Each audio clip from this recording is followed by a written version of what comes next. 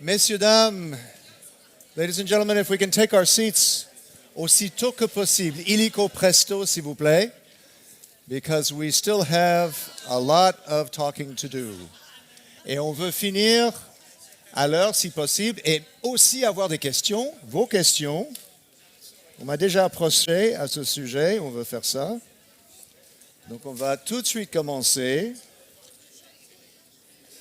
On est déjà 5 minutes en retard, plus 15.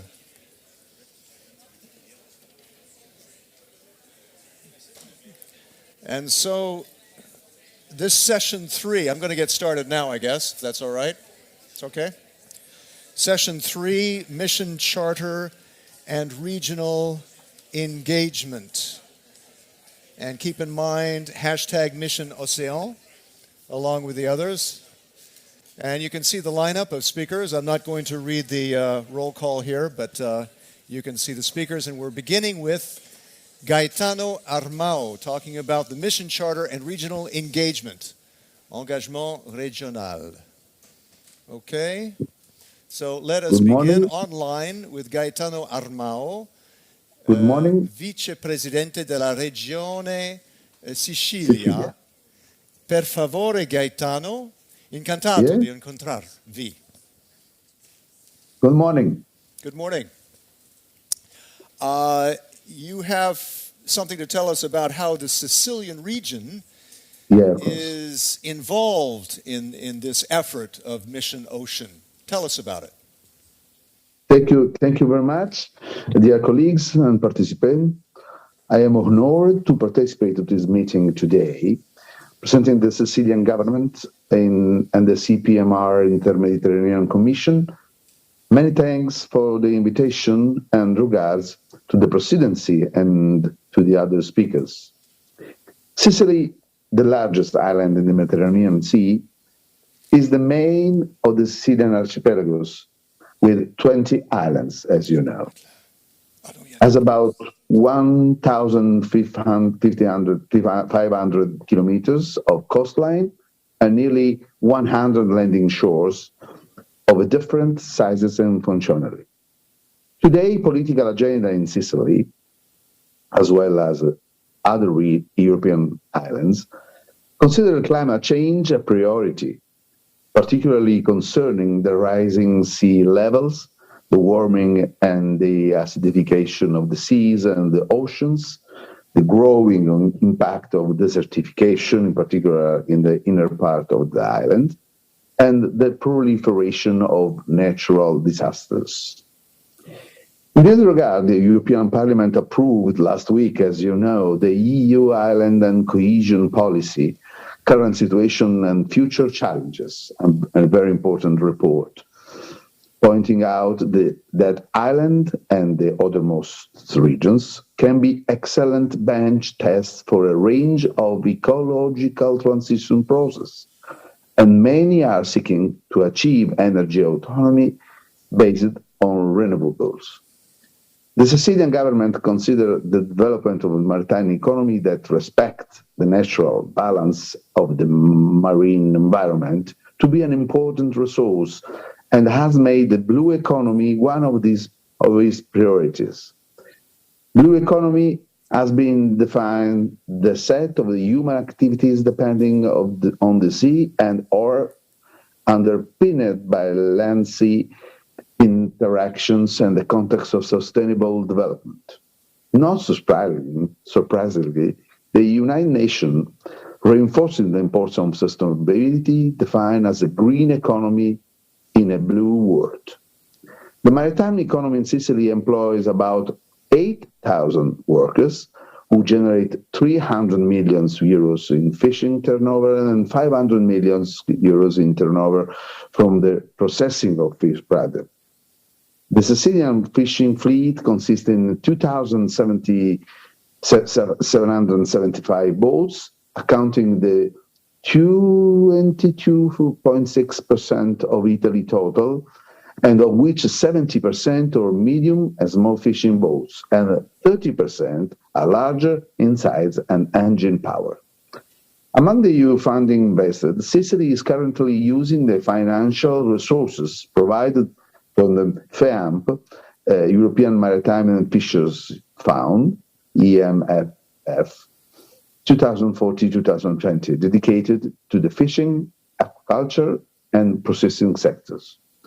Innovative actions financed the using of this EU fund include the Pesca Plastica project implemented by the Regional Department of Mediterranean Fisheries and Sicilian region with ISMED CNR Palermo. CNR is a research body of the state, and IPCB CNR as well, and LUMSA University, CSR Pesca, and OP Trapani and Egadi Island, and the private company Green Tech.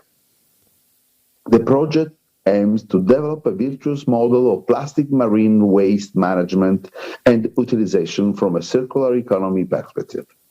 In detail, the project is aimed at the use of maritime fisheries and guarding and facilitating the collection of marine litter, marine waste, based on the understanding that waste is also a valuable resource in the field of energy production. In this perspective, the project involved the construction of a small-scale pyrolysis plant allowing the processing of mixed plastic waste with a low sorting and processing instrumentation to obtain hydrocarbon liquid consisting base polymers to be reconverted into gasoline or diesel and oil substitutes. Through such a facility, it's possible to carry out dockside activity enhancement action that, through a local waste governance system, can generate a useful mechanism to deal with problems related to disposal of landed material, while at the same time promoting the territorial level and understanding economic productive spin-off.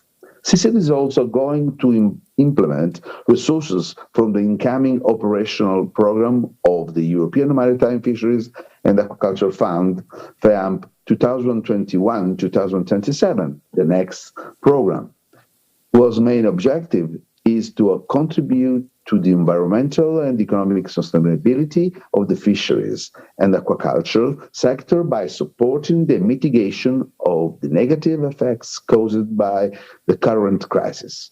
Therefore, the FEAMP aims to address three critical challenges for the next 7 years: green transition, digital transition, and resilience.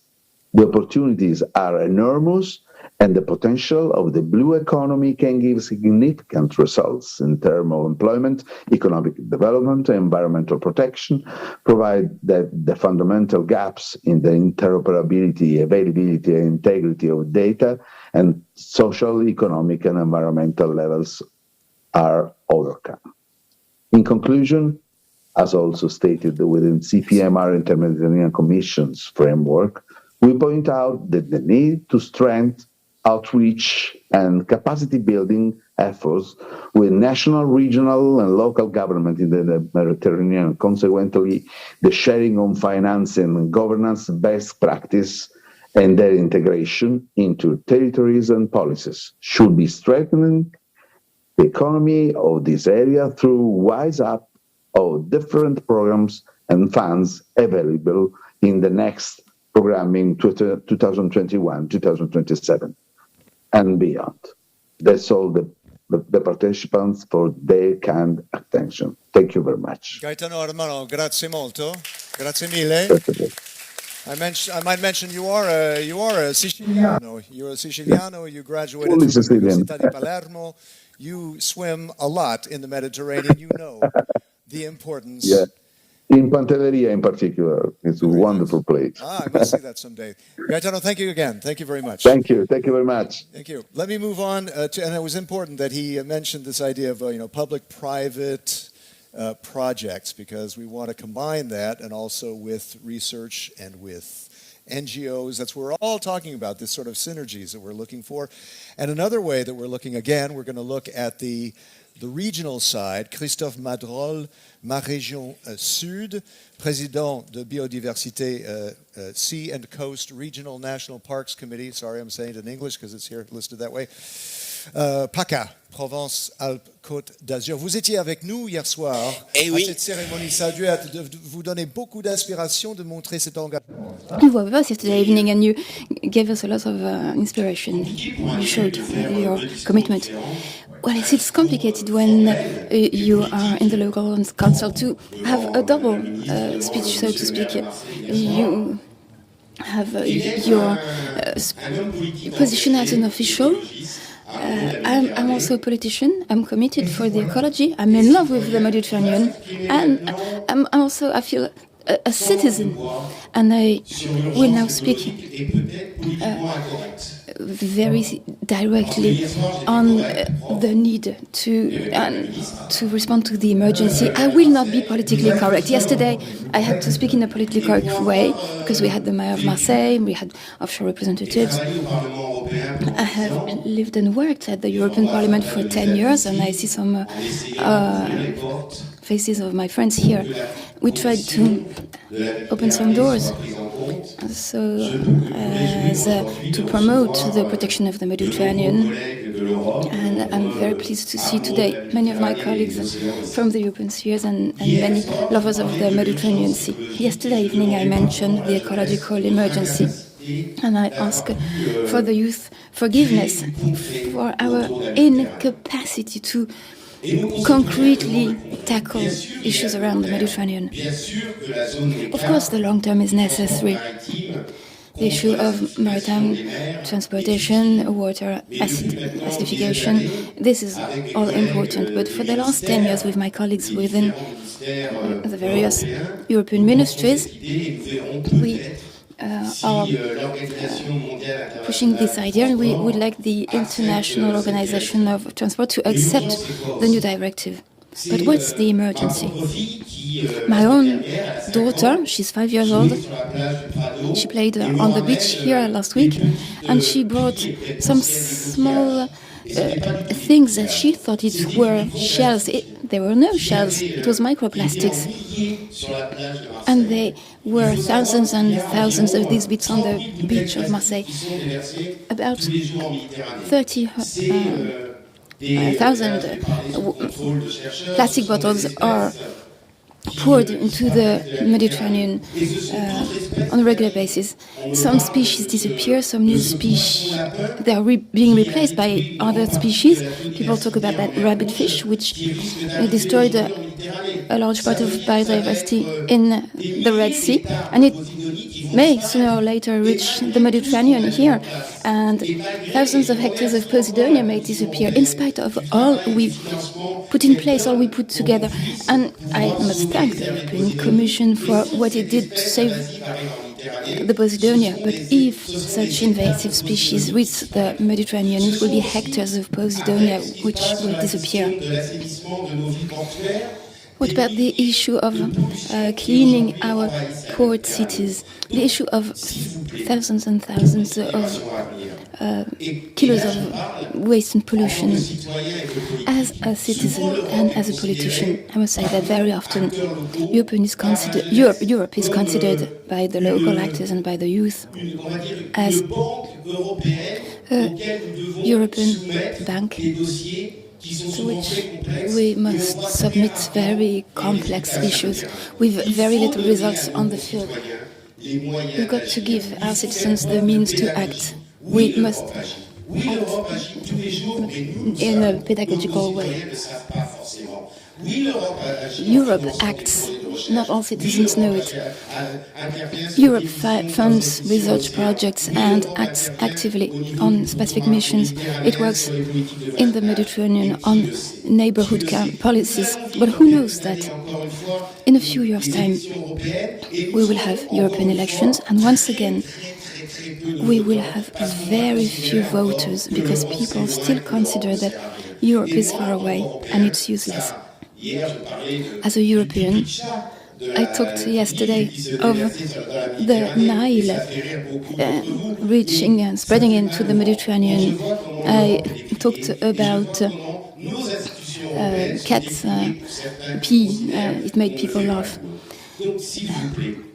I take this very seriously. For future generations, for our commitment, please, let's act. And the Mediterranean challenge of biodiversity protection is a great example of this. The south, the region Sud, is present. We've been at the forehead of many projects. Our president, Renaud Muselier, who used to be at the European Parliament, worked on getting fundings for many projects. When my units and departments give me the list of all the projects where Europe is present, I have a list of about 20 projects, whether it be on protecting the environment, the water, funding and the protection of the coast, clear mooring, protection of Posidonia. All these projects is what we do. We promote these projects. And if I had two things to say this morning, would be first, let's be examples for our fellow citizens. Let's show what we can do. Secondly, let's act concretely. In the long term, that's fine, but let's also work on the short time. Let's work with our territories, with the regions, with Europe, and let's support all these initiatives. Thank you.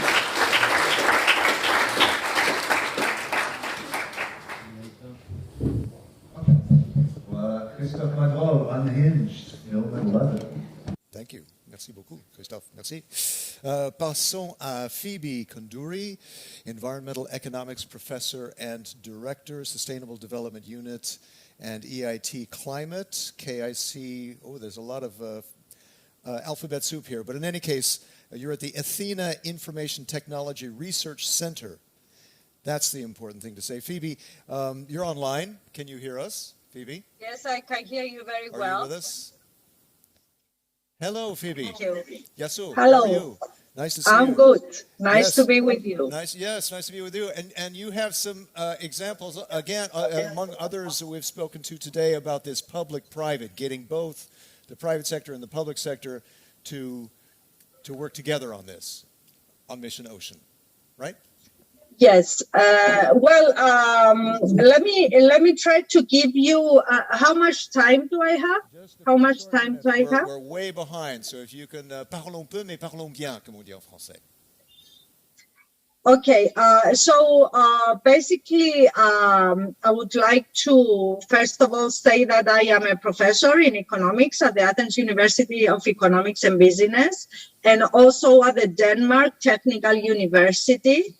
And I'm also leading the European headquarters of UNSDSN, the United Nations Sustainable Development Solutions Network. And in that capacity, I will introduce you some work that we do on Missions Oceans and why public-private partnerships are very important in accelerating the implementation of these missions. I'm also the president of the European Association of Environmental Resource Economies, and I can tell you that many resource economies across the world, the best of them are really focusing on optimal, on sustainable management of marine resources in a coherent, integrated framework with water and coastal areas and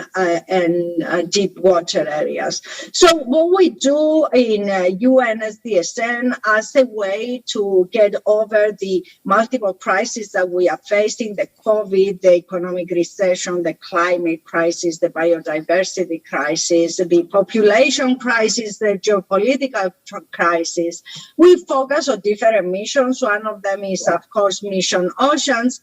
And we have this initiative that is called Sustainable Euro-Asian Seas. And the aim of this initiative is to construct detailed pathways, technological, financial, and policy pathways for the implementation of SDG 14, Life Below Water, which basically focuses on sustainable use of the ocean, seas, and marine resources. We try to mobilize facilitate the implementation of this SDG in the Mediterranean Sea, the Black Sea, the Caspian Sea, and the Aral Sea. Okay, so can you give us one concrete example of how you do that? Yes, so basically we focus in different areas of the research of the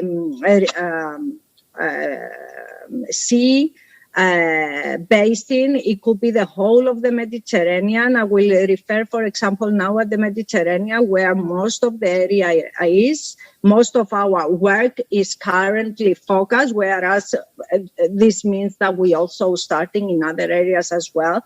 And we first map the achievement of the SDG using the targets within SDG 14, but also the interaction of the other SDGs with SDG 14. And we first map where we stand. So we have a very detailed... How do you move from that process, process to action? Tell us about the action. Yes, so we know where we start, and then we create the so-called living labs, which is basically an interactive structure that engages representatives of all important stakeholders for the Mediterranean Sea, for example, and we iterate in these labs the confirmation of the agreement that this is where we stand. So all the stakeholders agree that this is the current situation that we are facing. And then we also work with them in order to develop where we want to be in 2030 and in 2050. And so can you talk about a solution or a result from all of this process and structure?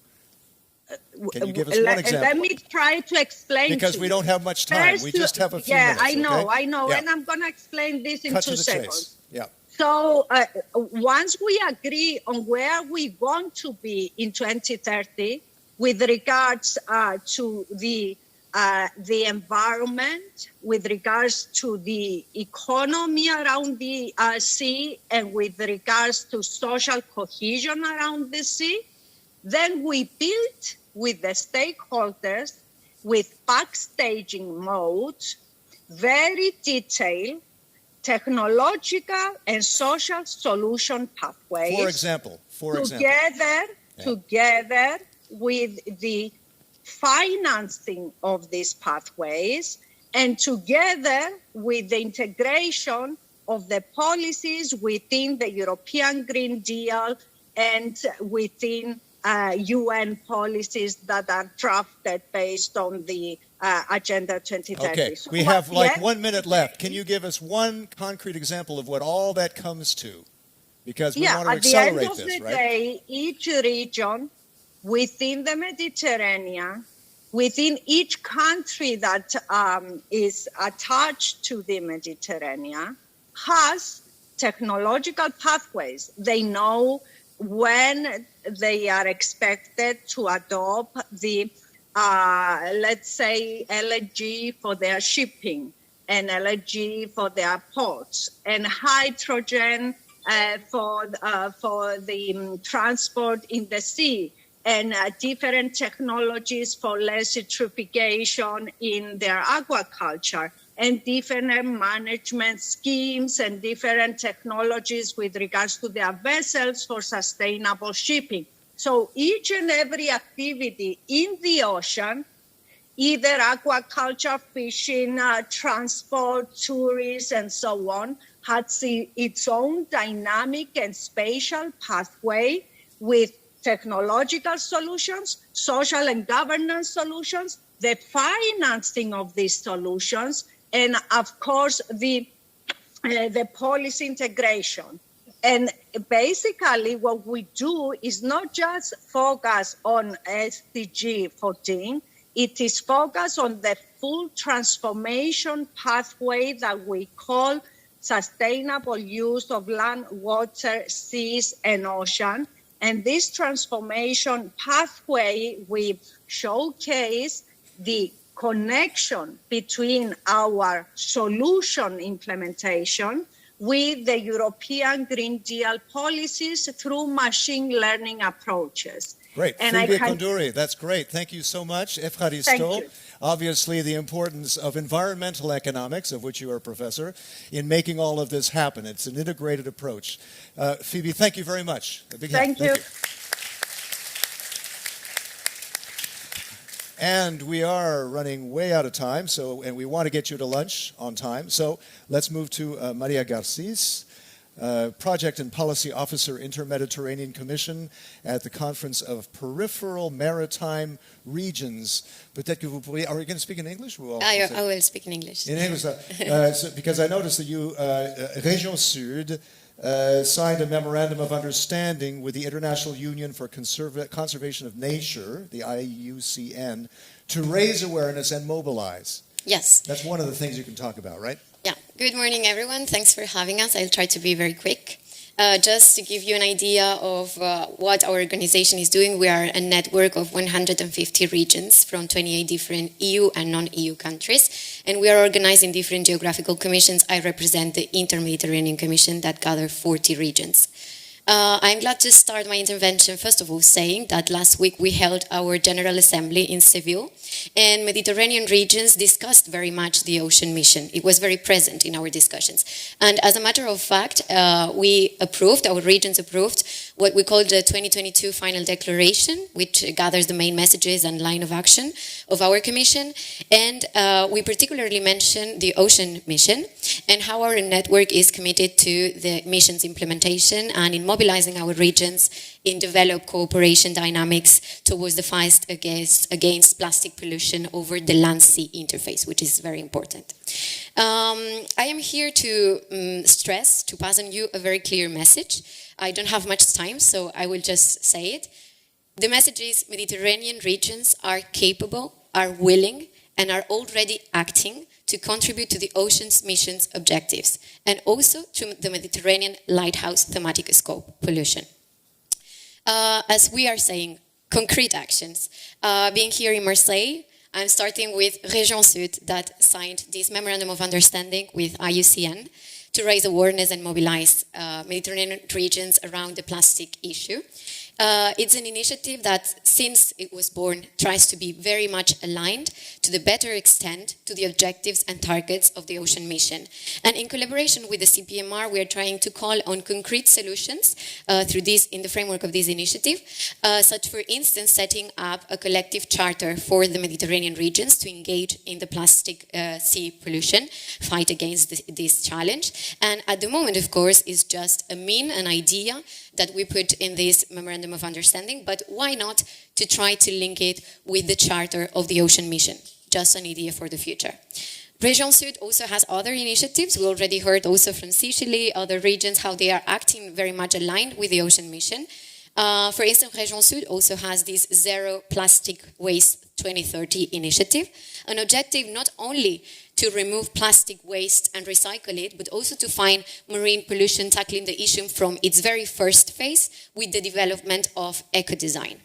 Other regions, as for instance, moving to Spain, such as Murcia region, tries to tackle also fertilizers pollution coming from the inland agriculture and making all the way to the Mar Menor. And they are making great efforts to join efforts with other regions that may suffer also of this type of pollution that affects lagoons in Europe.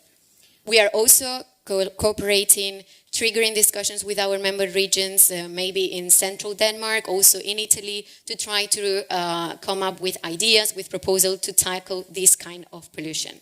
I can also briefly mention the Med-Wet initiative and its platform. We are involved together with the Union for the Mediterranean that are here today. And this is a unique platform to share information on wetlands protection and conservation between governmental institutions, civil society, and science, which is very relevant for our discussion today. Just to show you how regions are committed to tackle the ocean challenges, but not only looking or putting the focus on the ocean, but also trying to cover the whole cycle, putting the focus also on the land. Also, we are talking a lot about youth. Just let me mention that last week in our General Assembly, we also heard about the Mediterranean Youth Council, a transnational cooperation initiative aiming at being the youth representative body encompassing all shores of the basin. And they presented their declaration. Our regions very much welcome this declaration, which of course also focus on environmental action and climate action. And we believe that this body could be also a way to make, for our regions to make the follow-up of the ocean mission. To conclude, 30 seconds. It's very important to ensure a coherence, a cooperation, and coordination between the mission's lighthouses with this territorial dimension and what is happening at the local, regional, and national level. We believe that for this, observing the macro-regional focus is crucial on the basis of a multi-level governance model where also regions can have their say. The Mediterranean is indeed full of concrete solutions, programs and actions that seek to engage different governance levels. We know this because, well, just as an illustration, we are 6 geographical commissions at the CPMR and the Mediterranean Commission is the biggest one. And we believe that to ensure synergies, efficient action toward the priority challenges we have to fight at the Mediterranean, we need this macro-regional focus. Last but not least, the very well-known principle of leaving no one behind is vital also in this fight, but not only as a solidarity or fair principle, but also it is a strategic choice because seas pollution knows no borders. Thank you very much. Maria Garcia y Ramon, muchas gracias, muchísimas gracias. Thank you. Why don't we switch over to our next panel, which you mentioned youth, and let's bring all the youth who are going to be speaking. Please, thank you. Our thanks to the speakers in this panel. Merci, Christophe. Merci. Gracias, Maria. I love the Murcia region, which has pink flamingos. It's absolutely striking. It's beautiful. And check out this town called San Jose. It's wonderful. And so, after last night's ceremony, we have the youth back here on the panel, and how important this is to making all of this happen. We need a youth quake, don't we? We need a youth quake for this to really happen, and the support of youth and the prise de conscience de youth. Why don't we then start with Matija Grego, scientific associate at the Slovenian National Institute of Biology Plastic Pirates Grassroots Project. Let's hear about plastic pirates. Yes, hello to everyone. I had the privilege to coordinate the plastic pirates in Slovenia in the last year, because this project was developed in 2016 in Germany, and was then we had this joint action with Portugal, Germany, and Slovenia last year during our presidency of the EU Council. The title Plastic Pirates Go Europe tells a lot, but I will explain the 2 main goals of this project is first to raise awareness about the pollution of our seas and ocean, and also the importance of the ocean as a resource, and how basically we are all connected to the ocean. Either we live by the ocean or either we live by the river. And as Maria said before me, the land is also the source of pollution of the ocean. So the next goal is to research river pollution with litter and with microplastic. And how did this project work? Basically, it's designed a little bit hierarchical. So the scientific institutes worked hand in hand with the education institutes, with the elementary and high school. So our target group was children and youth from 10 to 18 years old, and they actively participated in sampling. But more than this, So by giving webinars to teachers and by providing teaching material and sampling booklet, so we were like all the time in communication with teachers, also via mails and via phone. So we basically mobilized 20,000 young people in a few years. So we have 1,300 data sets, Germany, Slovenia, and Portugal. What do young people get in this project? So they learn about teamwork, about scientific methods, from hypotheses to sampling to also the results. And they were divided in several groups. So one group had to sort and collect litter along the riverbanks. And this sorting is, of course, simplified because it's a citizen science project. So they did not classify, as it is done for Marine Strategy Framework Directive, into more than 200 categories, but they had 25 categories.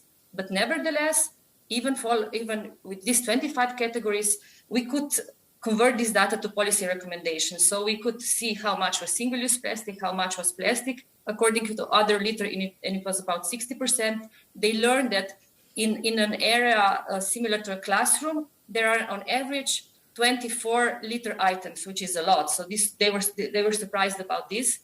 And most of all, they trust in science. They feel important to be part of science. And as some teacher quoted, some of these pupils might even become scientists because of this project, because taking part in this project. That's great. What do we scientists gain? I was really amazed about this large amount of data that we got in 1 year. So we had more than 100 sampling points, more than 100 schools participating. Of course, this data had to be verified. So the photographs that the students uploaded were verified, and we sent the microplastic net to schools. And we were limited, so we could have even more schools, but because we were limited with the number of microplastic nets, so when they resend these nets, we then analyzed the microplastic in the nets. We saw that half of the samples contained microplastic, so around 60% of rivers. And we saw also that the most important material, the most abundant material is polyethylene and polystyrene. We had to forward this message now to the schools. So we are doing, because some schools are asking what are the results of microplastic. We created an interactive map where they can click and see the results of all the schools, but also see their own results. We send them photographs, but most importantly, the students are active also in, so they're bringing this message from young to old, like our commissioner said, because all the family is involved, all the school is involved. So one of the groups is microplastic, one is litter, and one is writing reports. But they don't write reports only for school newspapers. They also are very active on Facebook, on television, on radio, even on specialized for science, let's say. So it's a large project that infiltrated all over the society. Yeah, so I think that I would say that as much as we can, we have to activate citizens. We were acting a little bit now so a few schools from Bosnia, Herzegovina, Croatia, and Serbia were already active in this project. And now we're trying to bring it to the marine environment. So this methodology, with surfboards, we try to apply this method somehow from the river to the marine. Matea, that's wonderful. Thank you so much. Really, let's give her a big hand for that. 100 schools, 20,000 reach out, and you're continuing to scale up. Thank you so much. I'm desperate to try to stay on time because for a number of reasons. Let me move to Hélène Dugénie, Youth Ambassador from Toulon. Racontez-moi de vos efforts dans votre région. What are your efforts in your region?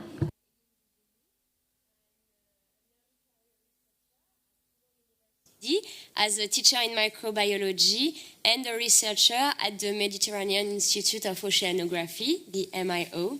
And I'm also an All-Atlantic Youth Ambassador representing France in the All-Atlantic Ocean Research Alliance. guarantee the coalition and scientific cooperation between Atlantic countries. And my mission as youth ambassador is mainly focusing on sharing knowledge. I participated to many scientific communication events for a broad audience, for pupils as well, students, and decision makers during international conferences dedicated to the ocean. For example, I was part of the One Ocean Summit last February in Brest, and with early career researchers, we constructed a call for action. We were the One Ocean Summit University, and we made some propositions for decision makers to ameliorate the condition of the ocean. Also, I will be soon in Lisbon at the end of the month, representing youth and early career researchers. I think that beyond being a scientist and enhance the actual knowledge and make discoveries, this is also our responsibility to share science with everyone. This allows to give keys to citizens to become actors in the ocean protection and to feel involved in this cause. And the goal is to collectively move forward for a sustainable future. And I think we also have to integrate children as well in this dynamic. I'm convinced that educational structures are powerful tools to enhance ocean literacy and promote the ocean protection. And I think this is important for scientists, because I'm part of the scientific world, to go in schools and make activities with children, presentations. During my PhD at Ifremer, I did a lot of presentations in schools and activities. And this is, thank you, this is really important. And I think we all have to feel involved in the preservation of the ocean. So you carry that torch that we saw last night. You carry it into the schoolroom. That's wonderful. Aileen, I'm so sorry. No, it's okay. Really. That's what I wanted to say. But I need to. Thank you so much, Aileen. Thank you. Et maintenant, I'm so sorry, I have to reduce these to elevator pitches, all right? So, parlons peu, mais parlons bien. Inès Boujmil, Youth Ambassador from Tunisia, and the winner of the Blue Med Hackathon. Fascinating concept of a hackathon that gamifies marine litter collection. Tell us quickly how that works. Yeah, first, thank you so much. Thank you for this kind invitation to be here. And I want to congratulate you all for this high-level conference. It's really amazing. So I just wanted to say that nothing can literally stop this young generation from demanding a clean and sustainable future for all. So this is why I am the Blue Med ambassador, and I joined the mission, the initiative Blue Med. And today I am happy to tell you about one of the achievements of the Blue Med, which is launching a Blue Med Hackathon. So this Blue Med Hackathon was like the first challenge dedicated to marine litter management. And during this marine litter management, I am happy to introduce you our winning project titled Cyber Litter. So Cyber Litter is like a startup tackling marine litter by gamification. It's quite inspired from the mobile application Pokemon Go. So I think that everyone here, or maybe most of you, played Pokemon Go at least once. So you know what I'm talking about, right? Yeah, absolutely. Yeah. So yeah, ladies and gentlemen, while you are having a walk on the beach and suddenly marine litter appears, it will be displayed on your screens like monsters. And then, following that, so there will be like, when you will be like clicking on the screen, the data, the marine litter data, will be sent to a standardized database in real time. And a functionality will be also displayed to locate like the nearest trash cans where you will be landing the marine litter, and there will be like a QR code in these trash cans so that you will be identified as a user, and depending on the weight of the marine litter landed and the distance crossed, it will be these parameters will be converted like points, which will be also converted like rewards. So you will be rewarded actually. So we will be like tackling marine litter while having fun and be rewarded. So yeah, this is basically the idea, and this is also an invitation for youth to join this startup and collaborate together within the framework of this mission Ocean 2030. Everybody so listen thank you up. so much. Thank you so much. Thank you. Selma Menabit, Youth Ambassador from Romania, awareness raising campaign. Tell us about that, please. Thank you very much. Carrying the torch last night, and you carry it in Yes. platform too, right? Hello, everyone. First of all, I would like to thank you all for inviting me of this great event. My name is Selma Menabit, and I'm a Romanian Black Sea Young Ambassador. So first of all, I would like to tell you a little about our team. So we, the Black Sea Young Ambassadors, we are a group of early young career ocean professionals. We come from different backgrounds, from marine science, from civil society, industry policy, or we are in the early stages of our career.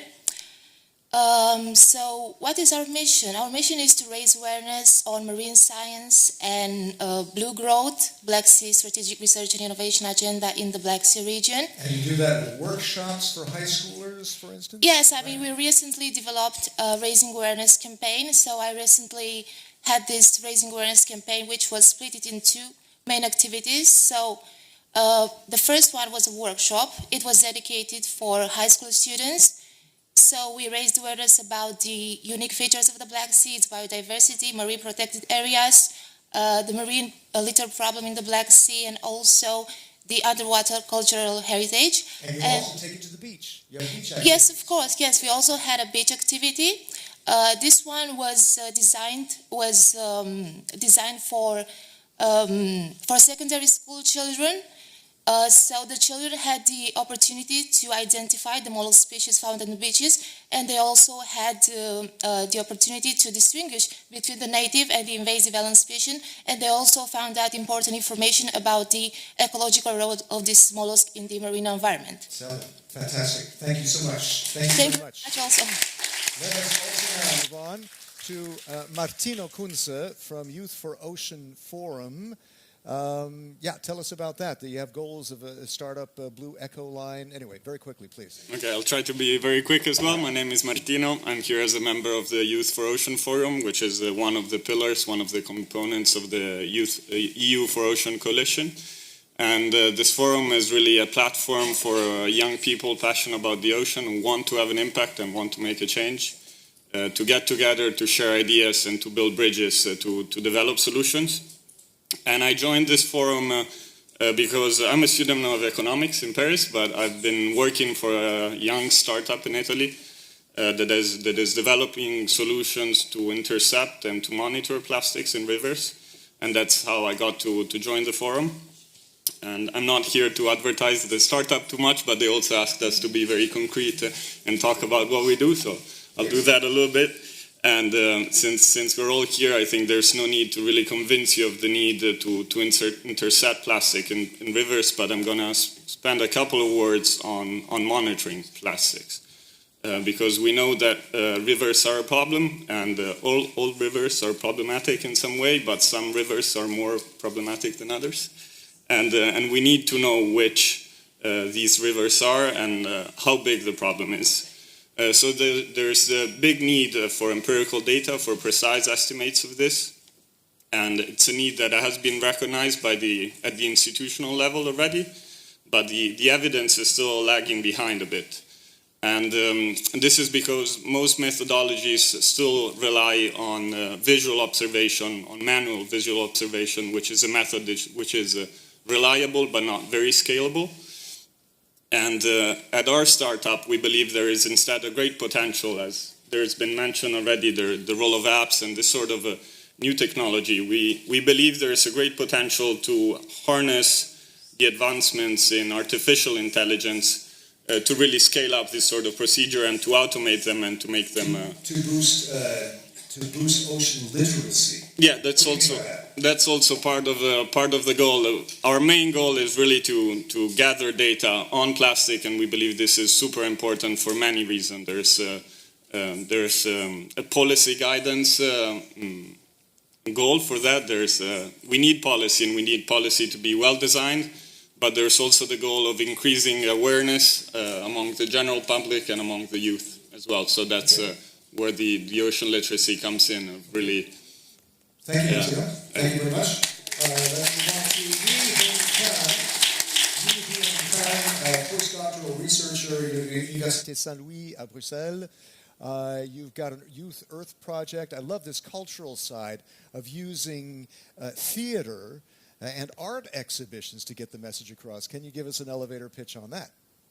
Thank you very much. Thank you for inviting me to this conference. As introduced, I'm actually not a youth activist or youth ambassador. I'm more like a researcher. So I'd like to share some findings from our research project and also some concrete actions, examples.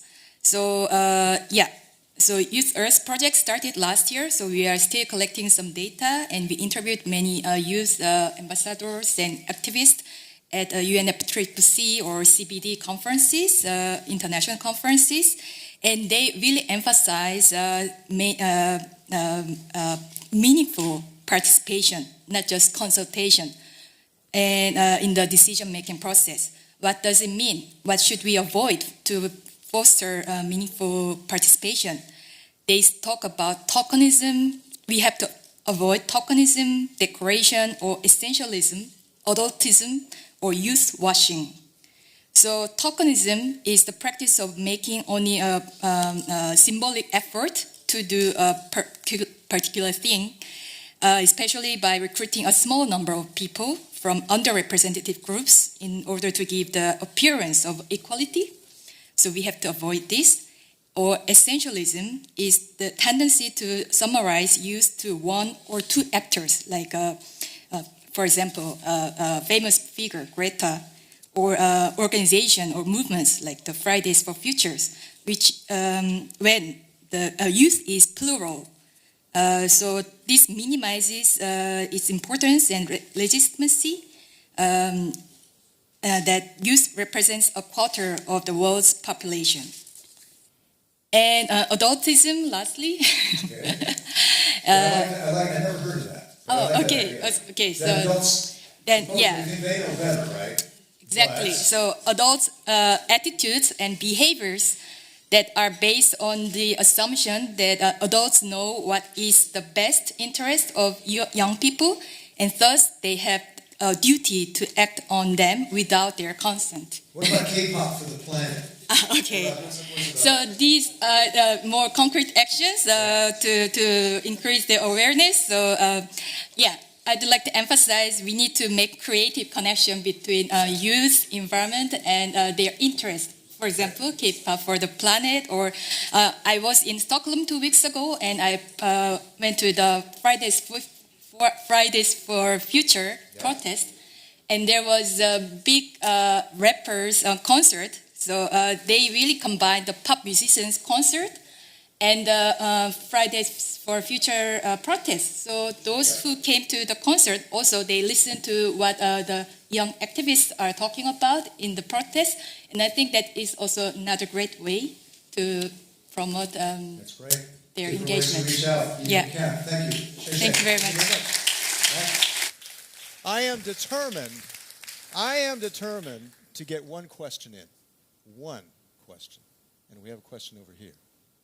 Please. Bonjour. Vous m'entendez? Hello, can you hear me?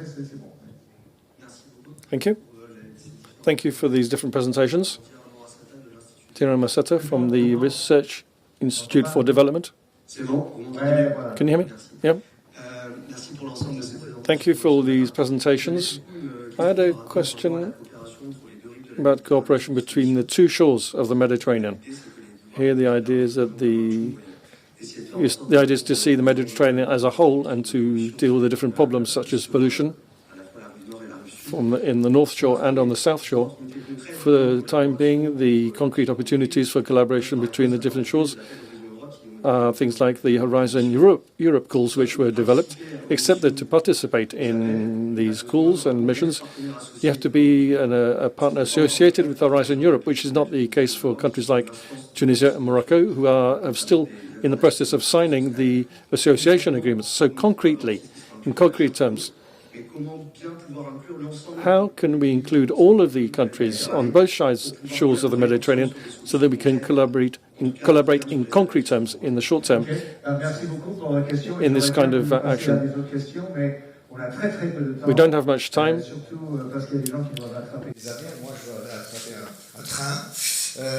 Donc on va passer, merci beaucoup, et on va répondre avec les prochains speakers. Donc merci beaucoup aux speakers jeunes. Thank you. Very good. And now, the conclusion. Quo vadis? Where do we go now? Bon, j'invite d'abord Karim Amelal, ambassadeur interministériel de la République française. Karim, monsieur l'ambassadeur, on vous a entendu hier soir. We heard you yesterday. Maybe you have something to say about what you've heard today.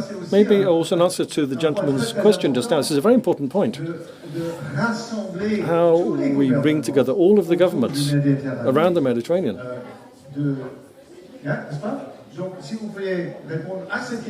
So if you could answer that gentleman's question first of all. Let's be quick because Minister Dedi Paladi has to leave on time.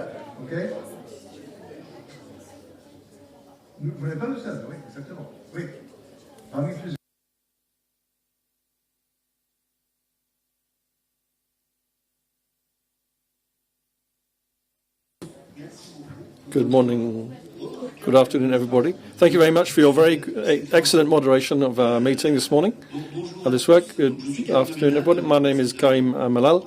I'm the French ambassador and ministerial delegate of the French Republic to the Mediterranean. I'd like to answer this very important question, first of all, because it refers to the North-South dialogue and the Mediterranean cooperation. And on this subject, as on many others, it is the ambition and in the interest of the French Republic and all of the EU countries to associate as far as possible the southern shore countries, the neighbourhood countries, as we call them, as part of the EU policies. And I very much believe that this subject, where we're talking about the environment, protection of biodiversity, and the need to respond to the climate crisis, today and even more so tomorrow, this is one of the major subjects where cooperation in the Mediterranean and North-South cooperation in particular has to become a reality. Let's be honest, political cooperation around the Mediterranean, political dialogue is hindered by many different things. There are many different crises, not only in the South Mediterranean, also in the northern Mediterranean countries. They also have difficulties. All of this complicates the political dialogue. But if there's one subject where there's a consensus today, where we can make concrete progress, and we can see this in one of the initiatives that France is promoting with a number of other European countries and North African countries, which is the plan for the Mediterranean. This is the question of climate change. As we all know, as you've been saying this morning and we said last night, there is an emergency and we need to take concrete action. We need to set objectives, as we all know. But I believe it's on this particular subject that North-South cooperation between the EU and the neighbourhood countries can become a concrete reality. I don't want to take up too much time, just like to talk about a few things that I will take away from this morning's session and from the very interesting discussions.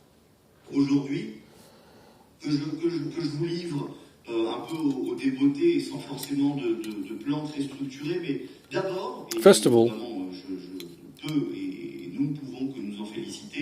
I think we can congratulate ourselves on this. It's very good that this initiative has been launched in Marseille, starting from Marseille, and it shows once more that Marseille is a very attractive location. It has become attractive once more on the subject of oceans and seas and the subject of climate.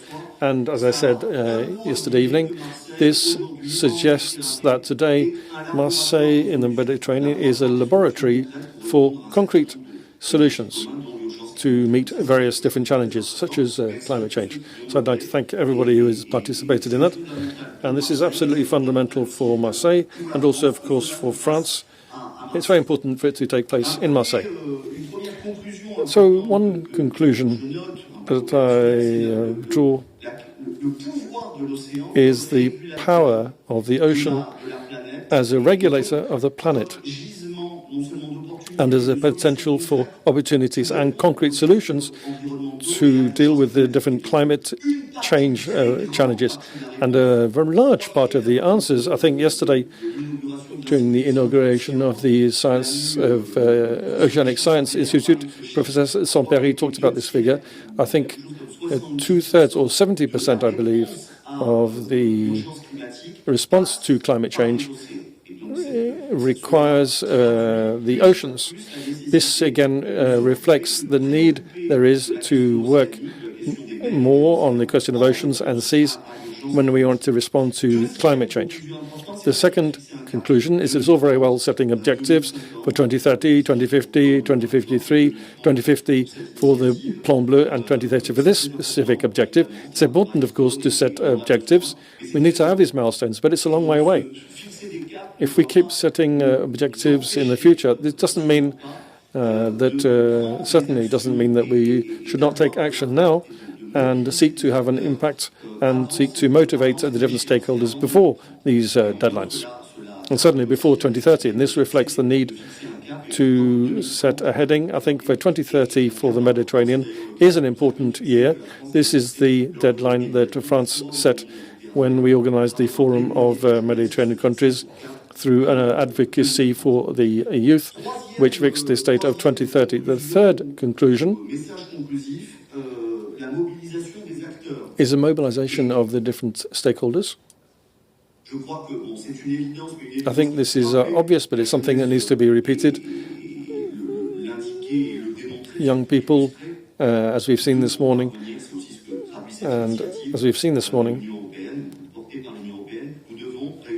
we have to, although it's difficult sometimes from the point of view of the countries, we have to bring together all of the stakeholders, and in particular the actors in the civil society. Young people, of course, which is rather a vague concept, but also especially NGOs, associations, people working in local areas, working on specific projects, for example, beach cleaning.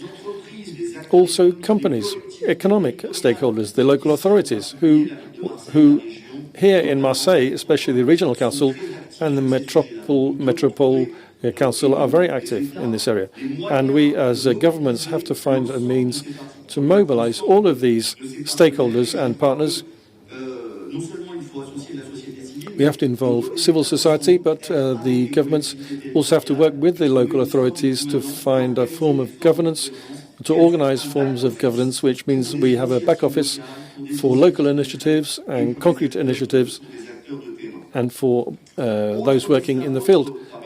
Not another message, not so much a conclusion, a message. Another important point I've taken away from this morning, as the specialists know, is that we have to be stronger, and we have to provide greater support to the digital side of things. And we have to create digital twins for the oceans.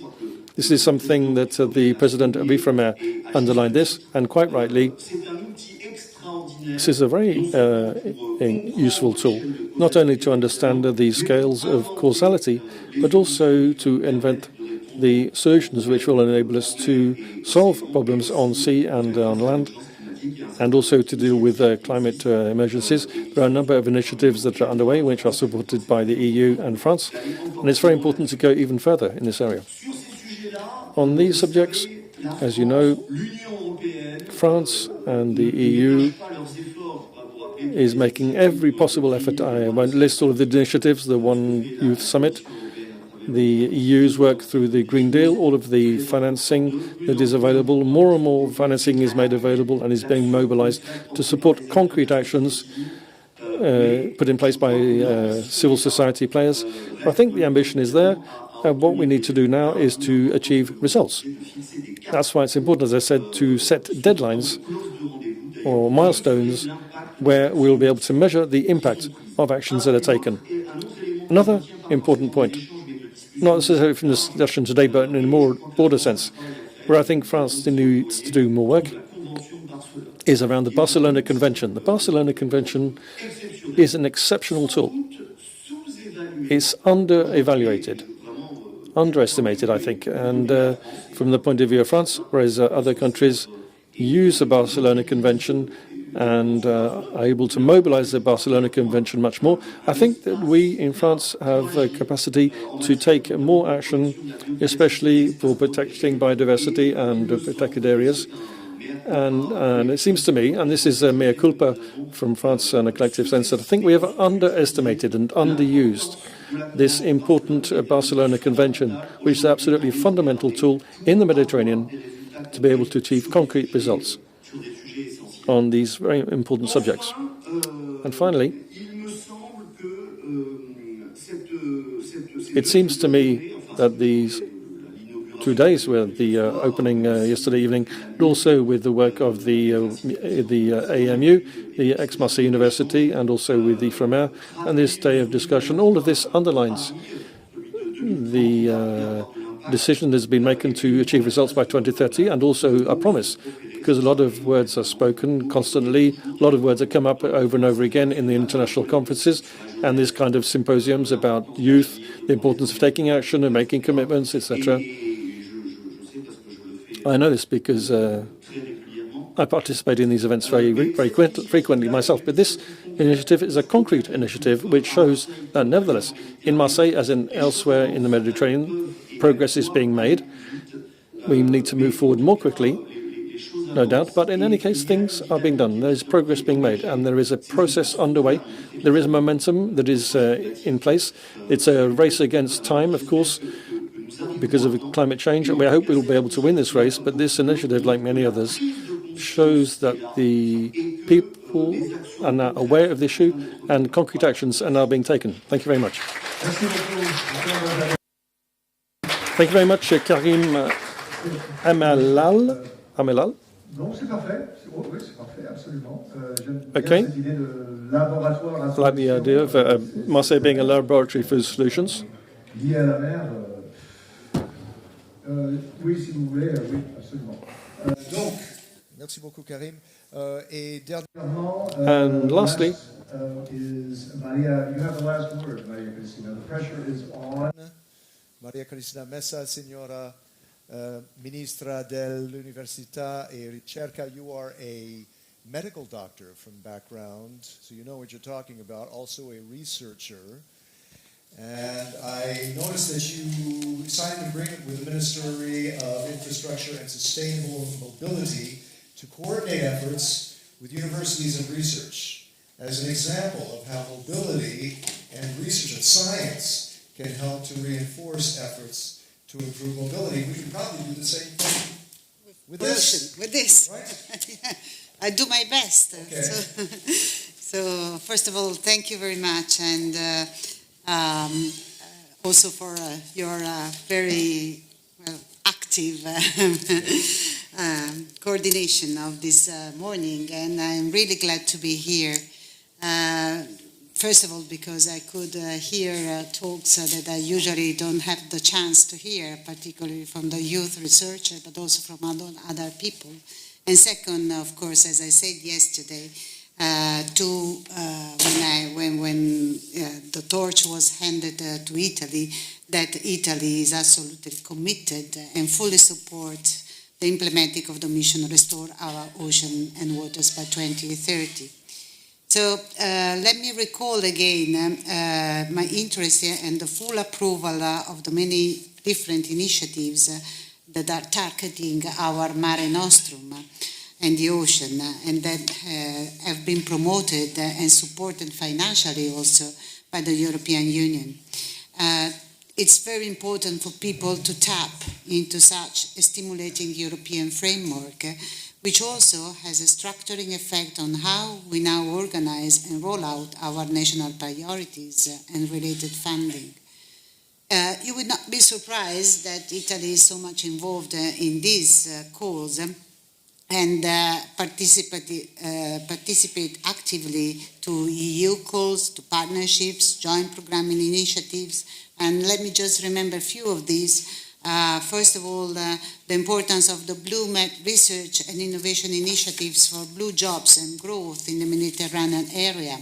In this field, Italy was one of the drivers, and thanks to the Horizon 2020 funded coordination and support action, which was delivered also by Italy, we have now an implementation plan. And this plan provided the basis for many strategic actions around priority objectives and launched the pilot initiatives for a clean and plastic-free Mediterranean Sea. Those examples are at the same time the expression of how joint actions can be carried out, both at the level of specific territory, a region. We heard all the people today participating from different centered regions, cities, and finally countries, and within group of countries. These examples are still living laboratories to test different and innovative solutions that research and innovation produce, to upscale them and finally deploy them.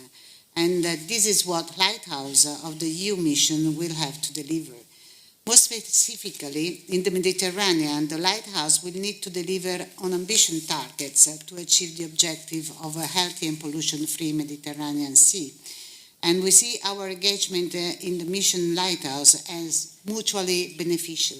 Of course, Italy, but also all the other Mediterranean countries, which I would like to invite to join these efforts, and the EU, the European Union, which stands to gain from a strong commitment to the missions of all of us. The Lighthouse will provide a platform to mobilize our different national research and innovation stakeholders and their existing and future programs, including the Partnership for the Sustainable Blue Economy, by aligning them with the objectives of the missions and with particular regards to the Mediterranean Lighthouse. And these lighthouses are already planned in Italy and different institutions, including universities, territories, research centers, and already active, engaged in different concrete activities. These engagements will bring a cultural and societal change, but in order to be successful, we need and will empower citizens to become leading actors. In fact, this is a very important point that most of you talked about, the involvement of citizens, not only young, but every age, I would say.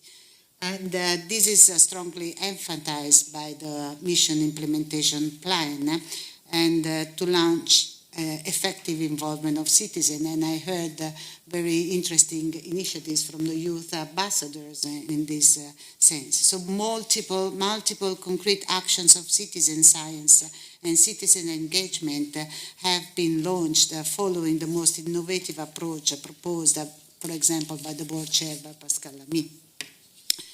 There is to say that the sea and the Mediterranean are a strategic priority for the EU and for Italy. And let me recall that more than 8,000 kilometers of national coastline. So this is not surprising that Italy is so much involved, but also it's very important, as you said, to have this big link between the north and the south, the Mediterranean. And this is probably the very important target we have today. That is not only about plastic pollution, but also sea rise, pollution of various kinds, climate change, alien species, and so on. So we need also in this process not only research and innovation, but also a strong link between public and private partnership, like it is happening in the national big and regional clusters. Clusters bring together initiatives that aim to promote research, innovation, and training activities, linked to the development of a blue economy, work to strengthen collaboration on marine and maritime issues between universities, public research bodies, and companies, big companies in particular, all in line with mission priorities and based on what constitutes the key ingredients for a lighthouse. Also, in Italy, we have this very important funding with the recovery and resilience plan. You know that Italy has been one of the countries that really has gained a lot of funding with that. And with this, for example, we are going to strengthen the network of our research and innovation in the field of biodiversity, ocean, and different topics that are very much related with the Lighthouse. For example, we are going to have a national center on biodiversity where there are 2 centers planned addressed to marine science. Also, we have a program for recovery of degraded environments, zero pollution line, with an important action of mapping the presence and the effects of emerging contaminants in the Mediterranean. We, as many of us, are going to digitalize and use the data and involve the company and technology transfer. So there are many different interventions all around that are all working for the same issues, for the same aim. And there is much that is going on, and it needs to be all connected so that together with our joint effort we can act by good example. This event is an example of what we would like to do because it really includes a different viewpoint and try to put together the different efforts that are around. But it is only the first step on a long road. And yesterday I received the torch from Ines Bujmil, and who did this very interesting program on cell phone. I'm going to download it as well. And so now the responsibility to go on is of our country. But our country is not alone. No country can act alone. It's necessary to strengthen cooperation with all countries which border to the Mediterranean Sea, but not only that. And the cooperation with our southern partners, as I said, is particularly important and essential for the progress of the mission. To conclude, I would like to invite you all to a follow-up event. Maybe you will be there as well, I hope, in Napoli in autumn this year, end of October.